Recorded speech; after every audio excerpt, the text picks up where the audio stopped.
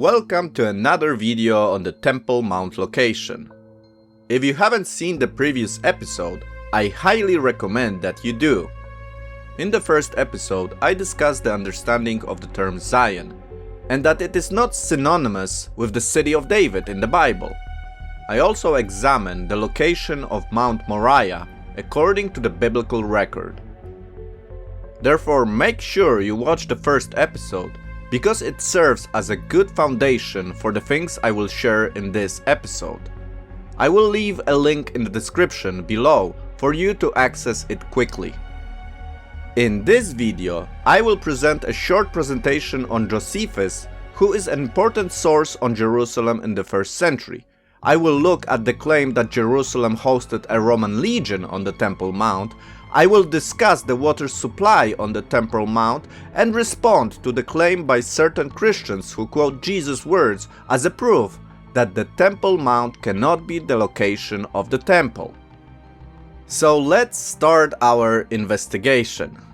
I can see that many people are still claiming that the walls on the Temple Mount are remains of a Roman fortress called Antonia, and not the Jewish temple. Under the commentary section of my newest video, people are still producing arguments basing their claims on the writings of Josephus that Fort Antonia covered the Temple Mount. Therefore, I decided to make another video where we will look more closely at this subject. But before we begin, I must make a side note. In Israel, there are basically two schools of archaeology. One school, and archaeologists such as Eliat Mazar, who recently passed away, sees the Bible as a reliable source of information that can help archaeology. The other school, and archaeologists such as Israel Finkelstein, are skeptical of the biblical narrative and certainly do not see it as the primary source of information. Finkelstein is even sometimes called an anti-Zionist because he challenges the traditional narrative of the biblical story and undermines ancient Jewish heritage to the land of Israel. Both schools of archaeology disagree on many conclusions about the findings, but as to the Temple Mount location, there is no discussion in Israel. People who ate their teeth on archaeology in Israel do not doubt that the evidence is clear that the Temple Mount is the location of the Jewish temple. People like Ernest L. Martin, Marlin Sams, and Robert Kornocki are not even archaeologists and live in America and not in Israel. And I don't have anything against Americans, I like them very much, but it would be like an Israeli coming to America and saying that the White House is not located in Washington but in a small city in Alabama. And I'm sorry, but I have to say this. They came to Israel a few times, thought to themselves that it would be neat if the temple was in the city of David, and started to create a fantasy searching for things that would fit their theory. And of course, it is okay to write fantasy books and make money out of it, but what they are doing is actually misinforming people and neglecting the evidence that clearly shows that their theory is nonsense. Think about it.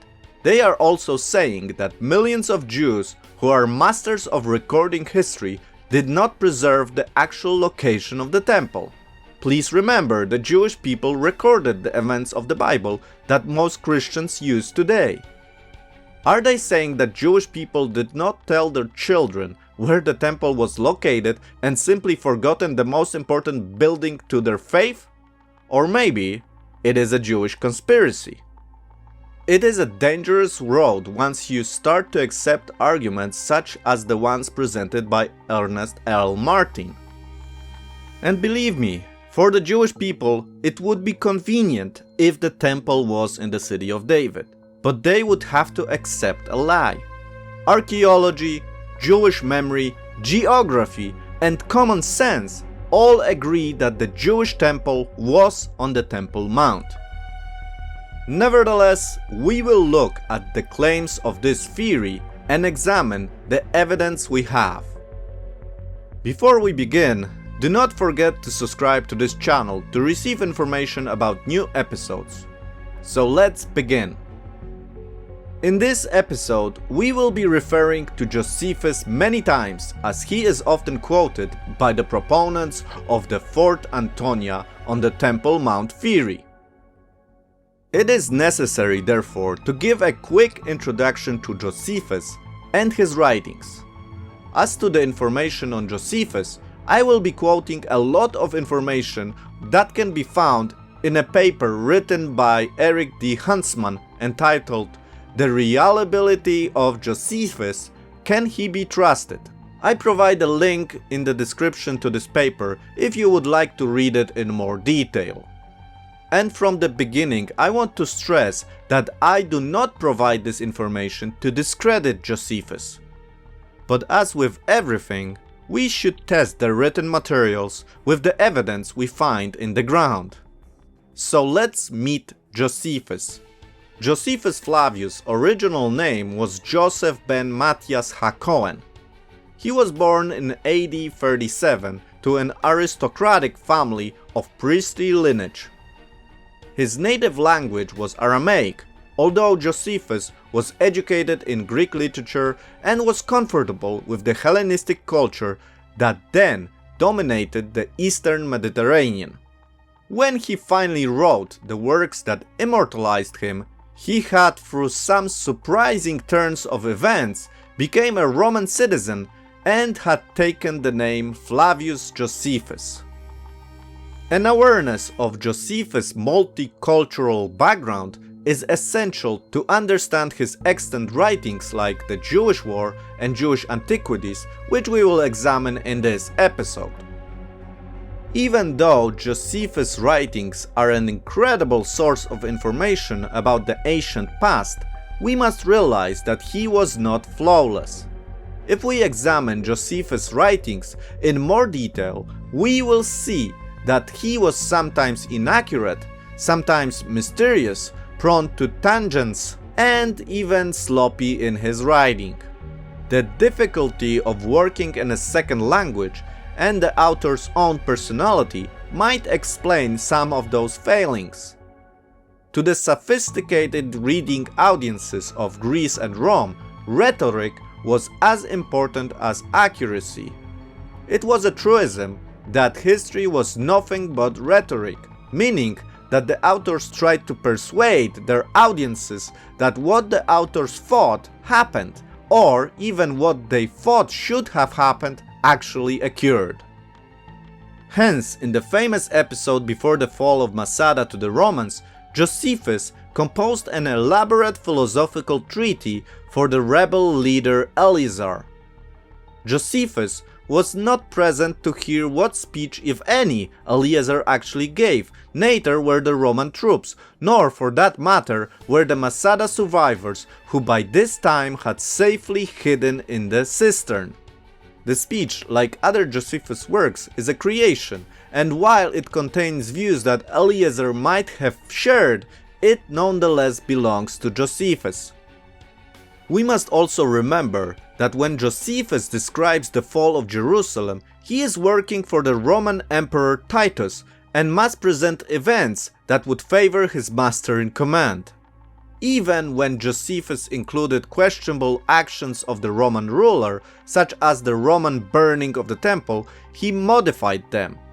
Thus, Josephus portrayed Titus as anxious to spare the holy edifice and attributed its destruction to ordinary Roman soldiers and Jews alike. The reliability of the works of Josephus suffered even more after the text actually left his hands. As with any ancient text, those of Josephus experienced the usual problems of copying and transmission. Unlike the Bible, for which the textual tradition is strong, the survival of the works of Josephus is similar to that of other Greco-Roman literature, except for a single fragment of Jewish war which dates to the 1st century AD. The oldest manuscripts date between the 9th and 11th centuries, at least 800 years after Josephus first began to write. So let's keep that in mind when we will look at Josephus' description of Jerusalem before the destruction by the Roman army. Not to say that his description is inaccurate, on the contrary, he provides us with information that was proven to be true by archaeology, but we must remember that it is not the Holy Scripture. So the first point I want to discuss is the claim that Josephus writes that Fort Antonia always stationed a legion of Roman soldiers. A Roman legion was the largest military unit of the Roman army and composed of 4,200 infantry and 300 cavalry.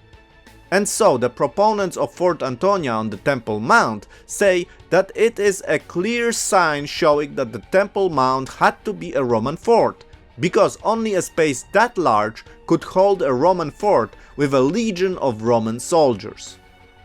But this is actually a different sign that shows that those that propagate this view did not do their homework. If we look at the writings of Josephus in Greek, there is no word for legion in the description of Fort Antonia. This is the verse where they take the word legion from the Greek, in which Josephus wrote. The translation of the Greek goes like this: a Roman battalion or order was always based there, and armed men stood round the porticos during the festivals to keep watch on the people and prevent any revolt. The word tagma can be translated as battalion or order. You can actually paste this word to an online translator and see the result yourself. There is a word for legion in Greek, and it's legiona. Therefore, if you find a translation of the word tagma as legion, it is a mistake or an interpretation. But the proper translation of the word is simply order or battalion. In my last video on the temple location, I explained that the presence of such a huge army unit as a Roman legion does not make any sense. If a Roman legion was actually located in a proper Roman fort on an elevated area as the Temple Mount, the Jews would never be able to take control of the Temple Mount.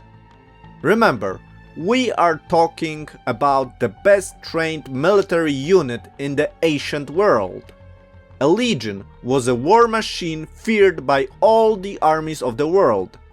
And if we go back to Josephus' writings, he says the Jewish rebels took control of Fort Antonia in 2 days. It took 5 months for several Roman legions to take back the control of the Temple Mount. The Jews would have to have Superman and Hulk on their side to conquer a proper Roman fort with a legion inside in just 2 days. Logically, there was no legion in Fort Antonia, but as Josephus writes, a smaller unit of Roman soldiers. How big was this unit? Well, this is a good question. In my last episode, I suggested a couple or few hundred Roman guards. People like Ritmeyer suggest a Roman cohort was located at Fort Antonia, which was generally composed of 480 soldiers. This would be in harmony with the New Testament account of Paul's arrest. In Acts 21 and 22, the apostle is recorded as having been brought up from the Temple Mount by stairs into the castle, which could have been nothing other than the Antonia fortress itself, as he was allowed to address the Jewish people that were standing below on the Temple Mount. In chapter 23, we read that in order to save Paul's life, the tribune ordered 2 sentries to get ready 200 soldiers with 70 horsemen and 200 spearmen to go as far as Caesarea at the 3rd hour of the night. This would have amounted to 2/3 of the cohort that was stationed in the grounds of Antonia. Some people may say that the proposed dimensions of Antonia fortress are even too small to host a Roman cohort of about 500 soldiers. Josephus wrote that Fort Antonia was built on a rock that was 50 cubits high. He also wrote that the fortress had towers at its four corners. Although the rock plateau on which the fortress stood is a sizable piece of real estate, measuring approximately 148 feet, that's 45 meters from the north to south, and 394 feet, that's 120 meters, from east to west, it is indeed difficult to imagine that a cohort of about 500 soldiers and their horses could have camped inside this fortress. However, I would agree with Ritmeyer, who believes that it would be a mistake to limit the boundaries of the Antonia to the rocky plateau only. The Strophion pool that was found in Jerusalem close to the Fort Antonia location would have provided water for the Roman soldiers garrisoned here and would have been protected. At the distance of about 60 meters to the north is a high rock scarp that enclosed a large area that later the Eastern Roman Forum was built. It is reasonable to suggest that the common soldiers camped out here in a semi-permanent barracks, while the officers and commanders stayed in a more luxurious and permanent accommodation at the top of Fort Antonia rock scarp. Also, please remember that Jerusalem lost its significance after Herod's death. The procurators of Judea were generally members of the Roman equestrian class, who were neither administrators nor intellectuals. Subordinate to the procurator of Syria, their seat of government was in Caesarea, the main port and economic center of the Holy Land, which thus became the real capital of Judea, not Jerusalem. The Roman procurator would go up to Jerusalem from Caesarea during the three pilgrimage festivals. While his attendance at the festival ceremonies was a forum of respect toward the citizens, it was also a military significance. He would be always accompanied by a military force which served as a warning against rebellion, since such large festivals gatherings gave the people a feeling of strength. While in Jerusalem, the procurator would reside in the Antonia fortress, now the headquarters of the military garrison in the city. So even when a large force of Roman soldiers was brought to Jerusalem, during the festivals for example, they would not have to be cramped in one space like Antonia fortress, but would be spread out in Jerusalem. And I have to repeat what I mentioned in my previous video. Antonia fortress was not built by Romans. They used what was already there. The fort, overlooking the Temple Mount, was built by the Hashmoneans in the 2nd century BC, and only then it was reused and modernized by Herod the Great for the Romans.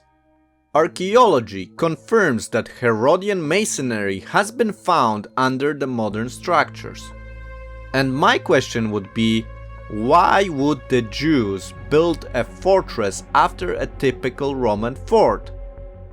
It just doesn't make any sense. Another argument that is brought up is the question of water. Some say that because the Gihon spring is close to the city of David, the temple must have stood there because water is necessary for temple functioning. And I agree. Gihon Spring was very important for Jerusalem water supply, but it was not the only water source of Jerusalem. On the Temple Mount itself, Charles Warren documented at least 43 cisterns for collecting water. One of the cisterns, numbered 8, is very big and it dates to the first temple times.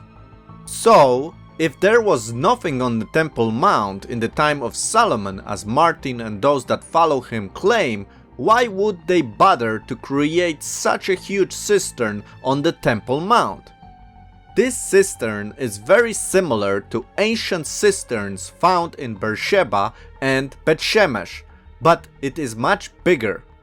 The archaeologist Eli Shukron, who also excavated this cistern and tested the plaster, agrees that this cistern was used in First Temple times. Additionally, the Jewish commentaries on the Torah, such as the Mishnah, also refers to great cisterns that were located on Temple Mount.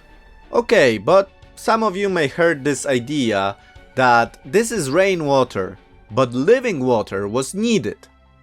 We know that in Herod time there were actually aqueducts that transported fresh water from the Etam spring. The Etam spring fed the lower aqueduct coming from a spring of Etam near Bethlehem and Solomon pools located at the head of the Urtas Valley, where it was conveyed to the temple court by the subterranean aqueduct some 10 miles in length. This has gone into ruin long ago, so that no water from the spring now reaches Jerusalem. But according to the Jewish sources, the Etam spring was the water source for the temple, reaching the temple by means of the lower aqueduct. This aqueduct brought fresh water to cleanse the temple court of sacrificial blood each evening and to fill the laver. It would have been built for this purpose by King Solomon when he built the temple. Some claim this lower aqueduct was built by the Hashmonean in the 2nd century BC, but the Hashmonean would have merely repaired it and improved an already existing aqueduct. We can conclude that Solomon would not have relied on cisterns to supply the large amount of water needed on a daily basis to supply the temple, especially in an arid country that experienced consecutive years of drought. In the description of this video, I will put the Jewish sources referring to this water source. Again, the logic of those that propose an alternative view of the Temple Mount location is questionable. The models they provide show that the water would have to be pumped up. It does not matter if the temple was in the city of David or the Temple Mount. In any case, water would have to be pumped up. Actually, as I mentioned in my previous video, it would be easier to transport water to the Temple Mount than the model that Martin proposes. And no, the Gihon spring was not that strong to shoot water up that high as presented on the 3D model.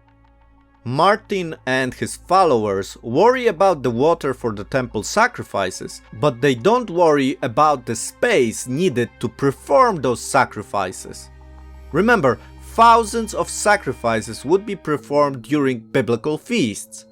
Herod enlarged the temple platform to enable even more sacrifices to be performed. But even if you take the original dimensions of Solomon's temple, it simply does not fit in the city of David. Another argument that I saw is that Jesus predicted that the temple will be destroyed and no one stone of the temple would be left standing. They point to the western wall and say, "See, there are stones there, so this cannot be the temple location."